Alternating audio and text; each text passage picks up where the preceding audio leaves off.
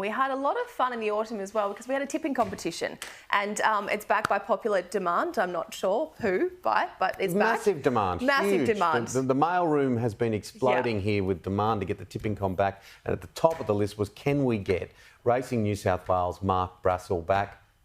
Yes, we can. I'm here. There he is. Mark Brassel, of course. Got the wooden spoon, just like the Tigers or the Eels in the NRL last year. You're hoping to do better this time round. Well, you know, we had to muck out boxes, as you saw. I was supposed to, and you joined me kindly. I'm still waiting for Peter V'landys to pay my 2.5% stable bonus. Keep waiting. Okay. Keep Stable on hand bonus, waiting. I mean.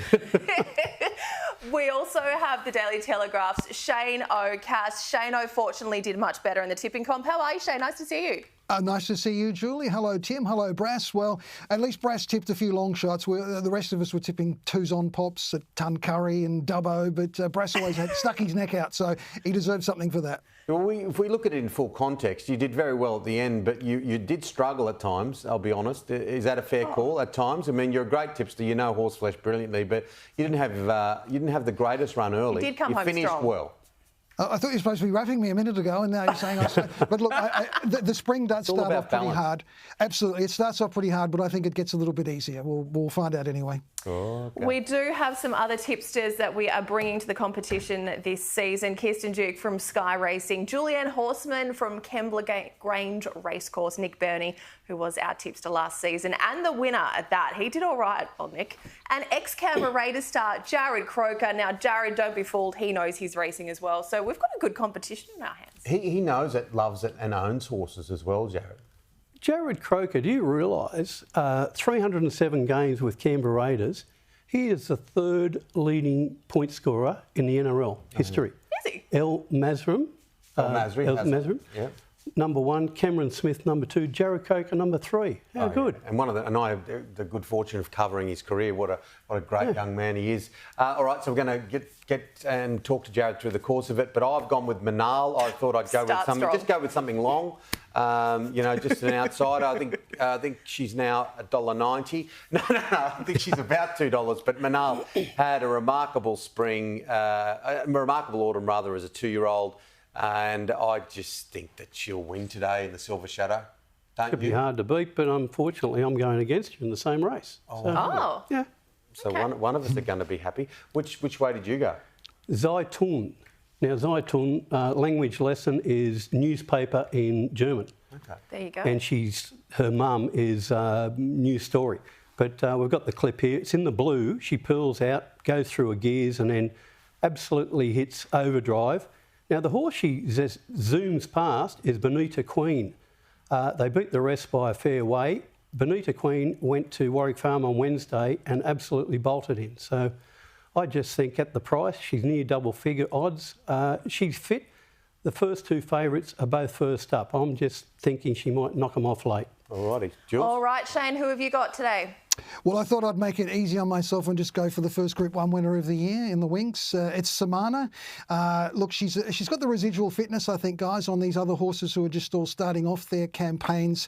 She spent some time up in Brisbane and she ended running second in the Tats Tiara to her stablemate Bella Nipotina, who would be pretty hard to beat in an Everest, I would have thought, this year. But she's really come of age this season, Samana, or this whole year. She won the Magic Millions January Cup, or the first week of January, and right up until now she's been all the Group 1 place 3 times. So I think this is her day. I just love her draw, guys. She's drawn barrier 5. There doesn't look to be a whole lot of speed in today's Winx Stakes, so I imagine Tropical Score will go forward. But I can just imagine Dylan Gibbons tagging 2 or 3 in front of him, and she's got an electric sprint at the end. So, yep, Samana for me, and she's a good price. I think she's about $12 or $13. All right, we're going to get to Shayne O in just a minute to talk a little bit more about that Winx Stakes. Today, I've gone with Weeping Woman. I've just gone for a midweeker here. It's Joe Pride trained mare, third up after a win at Hawkesbury last week. Also won her maiden in Canberra just a few weeks prior to that. Now, she is side by Lonhro. I saw her at the Joe Pride stables this week. Absolutely stunning type. The stables have a very high opinion of her as well. Gosh, she looks like her father. She's just a much more petite version, but she's got that beautiful dark coat. She's looking really good. So that's her just finishing up there. Now, also, let's take a look at who our other tipsters have gone with. Nick Burney has gone for Tuncurry Race 6, number 6, all to Rosie. Kirsten Duke is also in Tuncurry Race 1, number 7, La Susie. Yeah, Don't Call Me Honey is for Julianne, Race 3, number 7. And Jared Croker making his debut here in the Tipping Comp commemorative Race 9, number 11. But let's have a look at the whole card because Shayne O'Cass has got to sing for his supper, Jules. Yeah, that's right. So, Shayne, you touched on it very briefly, the Winx Field. What about the Silver Shadow Stakes? Well, the Silver Shadow Stakes is the traditional start-off for the last season's 2-year-old fillies, obviously now this season the 3-year-old fillies, and they'll all go in different ways, but most of them will head towards the flight stakes. So I suppose we've got to start with Manal, Timmy's tip. She is giving away weight to all these horses today, given that it's a set weights with penalties race, and she was the high-performing 2-year-old filly of the year outside of Lady of Camelot, of course. She ran in all 3 legs of the Triple Crown. She was the 2-year-old Triple Crown. She was very unlucky, I thought, in the Golden Slipper, made up a lot of ground.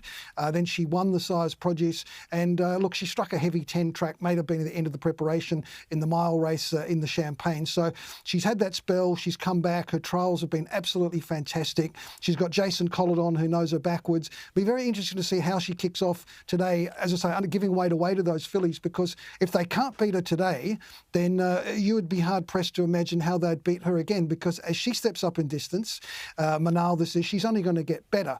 I suppose her... Yeah, I suppose the other race of the day, of course, is the Winx Stakes. It is the first Group 1 of the year. There are 74 to follow. And as I said, it's brought together a great field. A lot of these horses are just starting off their spring, one of them being Fangirl. Now, she's last year's winner. Chris Waller has won 7 of the last 9 editions of this race. Of course, he won 3 with Winx. James McDonald has won 3 of the last 4. So all eyes will be on Fangirl. She's very short. The horse I'd be keeping an eye on, guys, is Riff Rocket.